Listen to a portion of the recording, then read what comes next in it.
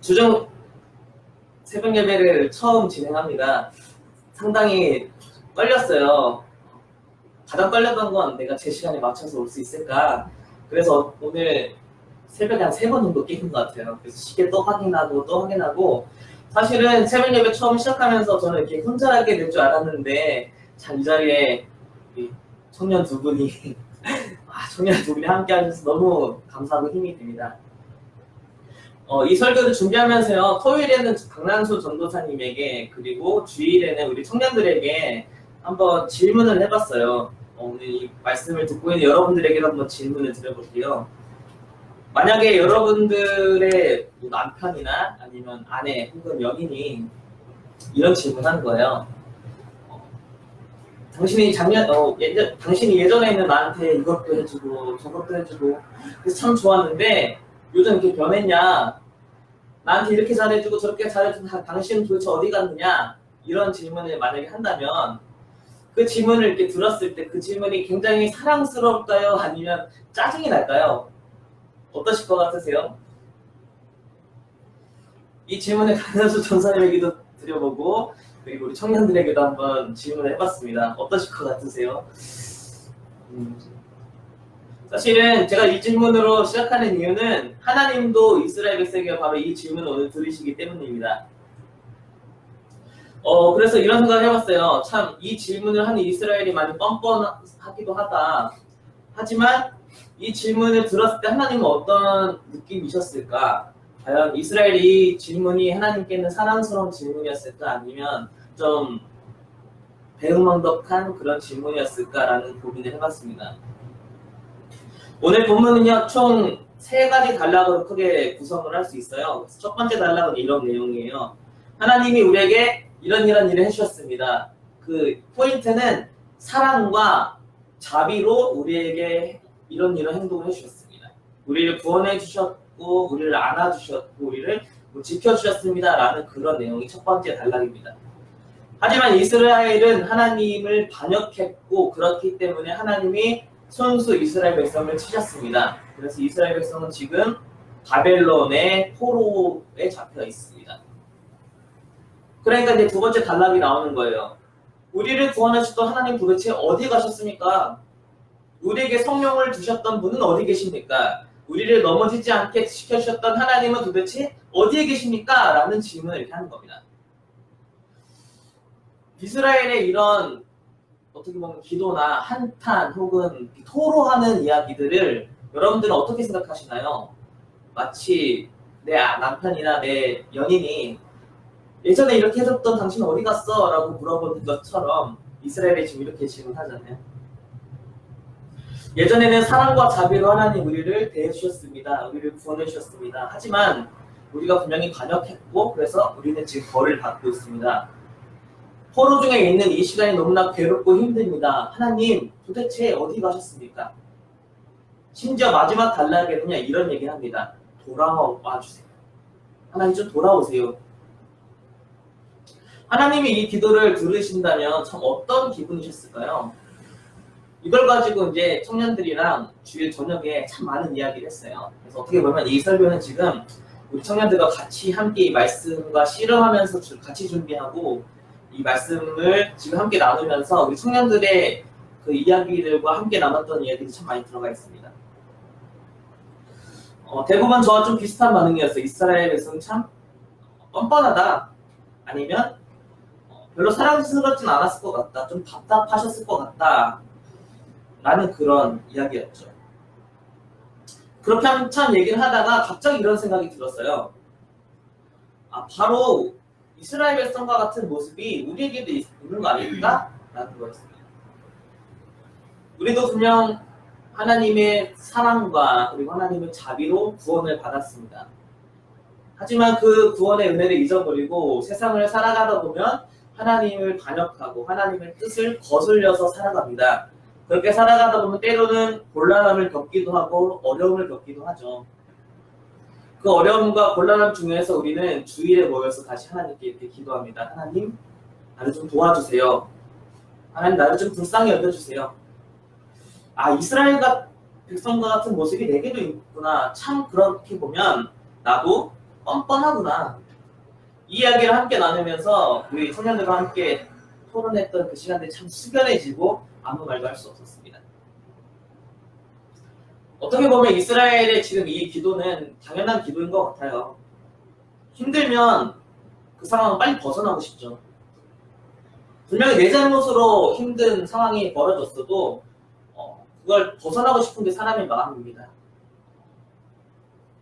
빨리 벗어나고 싶지만 그 힘든 일을 충분히 겪어야만 할 때가 있습니다. 빨리 벗어나고 싶지만 그걸 다 겪어야지만 모든 문제가 해결된다는 건 우리는 우리의 수많은 경험을 통해서 이미 알고 있습니다. 하지만 그건 알고 있지만 겪고 있는 당신은 너무 힘든 것 같아요.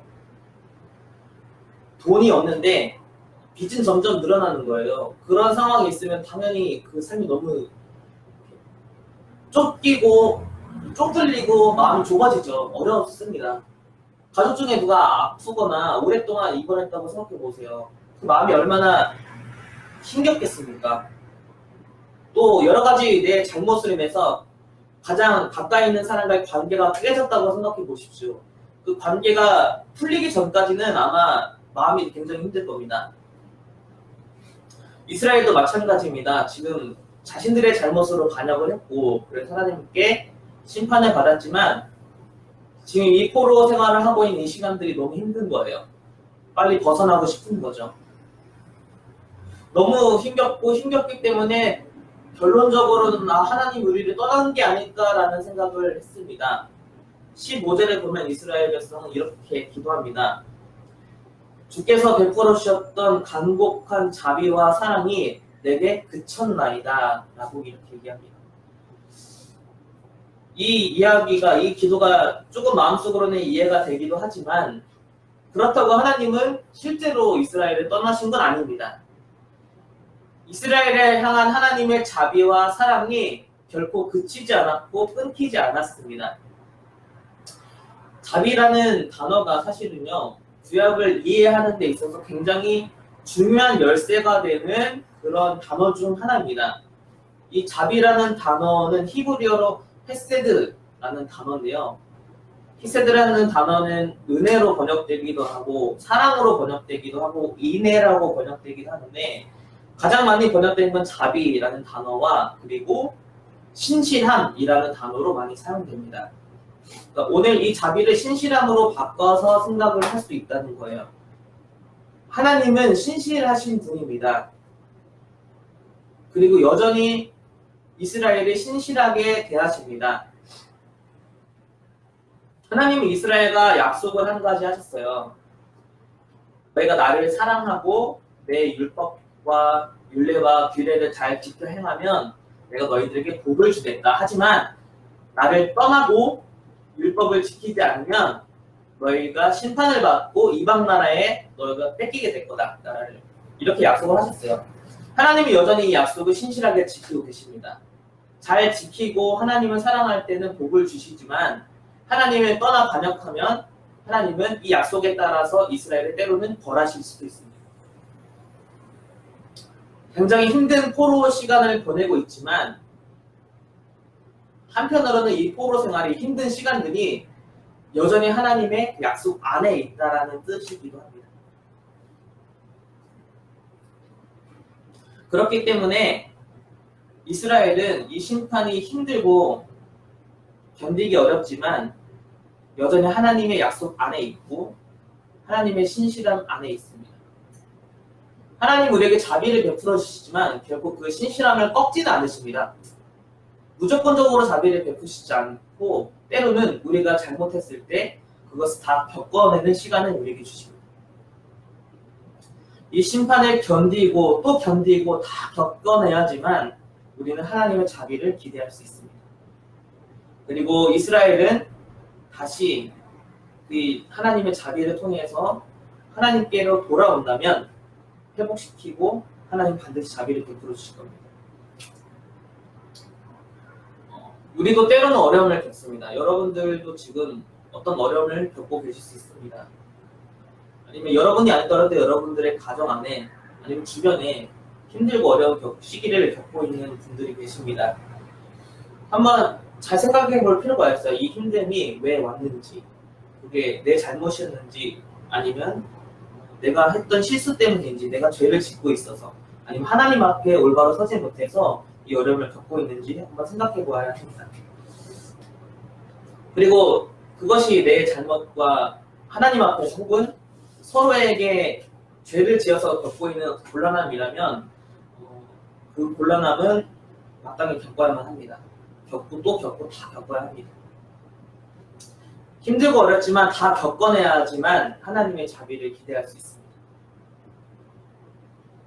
하나님은 우리에게 자비를 베푸시지만 그 신실함을 꺾지 않으십니다.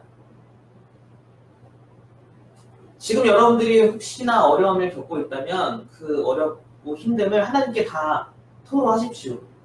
너무 어렵다고. 하지만 내 잘못으로 인해 겪는 어려움이란 마땅히 그것을 겪어내겠다고, 그러면서도 내가 하나님께 자비를 구한다고 그렇게 기도하십시오.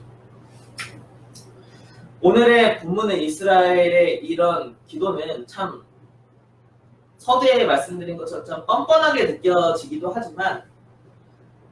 하지만 이 이스라엘 백성은 자신들이 무엇을 구해야 되는지를 정말 확실히 알고 있었습니다. 어렵거나 아니면 견딜 수 없고 힘들고 고난이 찾아올 때 우리가 기댈 수 있는 건 오직 하나님의 사랑과 자비밖에 없습니다. 다른 건 바랄 수 없고 오직 기댈 것은 하나님 한 분밖에 없기 때문에 우리는 뻔뻔스럽게 하나님께 기도해야만 합니다. 7절은 이 기도를 시작하는 이야기인데요. 이미 처음부터 이스라엘은 7절을 통해서 뻔뻔하게 이렇게 기도해요. 7절 말씀 제가 읽어보면 내가 여호와께서 우리에게 베푸신 모든 자비와 그의 찬송을 말하며 그의 사랑을 따라 그의 많은 자비를 따라 이스라엘 집에 베푸신 큰 은총을 말하겠다 라고 시작합니다. 그러니까 과거에 나한테 이렇게 사랑을 베풀어 주셨고 자비를 베풀어 주셨으니까 그걸 기억하시고 이제 다시 나에게 이런 자비를 베풀어 주십시오. 하나님 좀 돌아와 주십시오 라고 그렇게 기도하는 거예요. 무엇을 기대해야 되는지, 무엇을 구해야 되는지 이스라엘은 아주 정확하게 알고 있었습니다. 사실 우리는 또 그럴 수밖에 없는 존재입니다. 우리는 언제나 뻔뻔하게 하나님께 구할 수밖에 없는 사람들입니다. 예수님은 우리에게 구하고 찾고 두드리라고 하셨습니다. 왜냐하면 자식이 구하면 더 좋은 것으로 주는 게 부모의 마음이지 않냐라고 그렇게 말씀하신 거죠. 기도해도 안 되면 간청하라고 하셨습니다. 그럼 그 간청함으로 인하여서 하나님이 들어주신다라고 예수님 우리에게 가르쳐주셨습니다. 간청하다라는 이 단어는 염치를 불구하고 뻔뻔하게 창피함을 무릅쓰고 기도한다라는 뜻입니다. 하나님 앞에 체면치레할 필요 없습니다. 하나님께 구하고 찾고 두드려야 됩니다. 제가 GOP에서 군생활을 해서 잘 아시죠? 황금마차. 황금마차가 오지 않으면 이렇게 간식이나 과자, 음료수 이런 걸 먹을 수가 없었어요. 근데 제가 있던 곳은 황금마차가 더더욱 안 오는 너무나 힘겨운 지역이었어요. 특히나 눈이 오면 차가 아예 움직일 수도 없는 곳이었죠. 그렇기 때문에 과자도 먹고 싶고 초코파이도 먹고 싶고 음료수도 먹고 싶은데 제 후임들은 다 그 부모님한테 택배를 부탁하는 거예요. 근데 저는 너무 죄송스러워서 부탁을 못했어요. 그리고 저는 굉장히 오랜 시간 그렇게 택배를 안 받았는데 그러다 보니까 제가 자꾸 이제 후임들이 주는 걸 먹는 거예요. 그래서 그게 너무 미안해서 나도 좀 후임들에게 베푸고 싶다 해서 미안한 마음이 엄마한테 전화를 했어요. 그래서 이게 필요하고 저게 필요하니까 택배 좀 붙여달라라고 어렵게 얘기했는데 엄마가 너무 서운해하는 거예요. 진작에 얘기하지. 뭐 하나라도 더 해주고 싶었는데 진작 얘기했으면 더 많이 해줬을 텐데 이게 부모의 마음인 것 같아요. 간청하라는 거죠. 구하고 찾고 두드리라는 겁니다. 우리는 여전히 하나님께 구해야만 하는 존재입니다. 오늘 이스라엘의 이 백성들처럼 때로는 참 뻔뻔하게 기도해야 합니다. 여러분들이 힘들고 어려운 시간들을 겪고 있다면 그 겪음이 언제까지일지는 알지 못합니다. 하지만 하나님께 사랑과 자비를 다시 한번 구해보십시오. 여러분들이 삶에 어려움이 있다면 그 어려움을 놓고 하나님 앞에 간청해 보십시오. 때로는 하나님 앞에 뻔뻔스럽게 기도하는 것이 우리가 그 하나님의 존재를 믿고 의지하는 것이라고 볼 수 있습니다. 왜냐하면 하나님은 우리의 아버지시기 때문입니다. 오늘 말씀을 마무리하면서 15절, 16절에도 이렇게 기록합니다. 15절 말미에 보면 아까 말씀드렸던 것처럼 주께서 베푸시던 강국한 자비와 사랑이 내게 그쳤다. 하지만 16절에 보면 주는 우리의 아버지시라. 아버지이기 때문에 다시 사랑과 자비를 구하고 돌아와 달라고 그렇게 기도할 수 있는 것입니다. 우리의 아버지 되시는 우리에게 좋은 것으로 주기를 원하시는 그 하나님 앞에 오늘은 조금 더 간절하게 기도했으면 좋겠고, 우리 에스크 2030 하고 있잖아요. 하루에 1시간 기도. 때로는 우리 성도들을 위해서, 우리 교우들을 위해서 뻔뻔하게 하나님 앞에 기도할 필요 있는 것 같습니다. 하나님, 우리의 성도 이런 힘든 일 겪고 있습니다. 하나님 좀 자비를 베풀어 주십시오. 좀 도와주십시오. 라고 그렇게 좀 간절히 기도해보는 오늘의 새벽이 되었으면 좋겠습니다.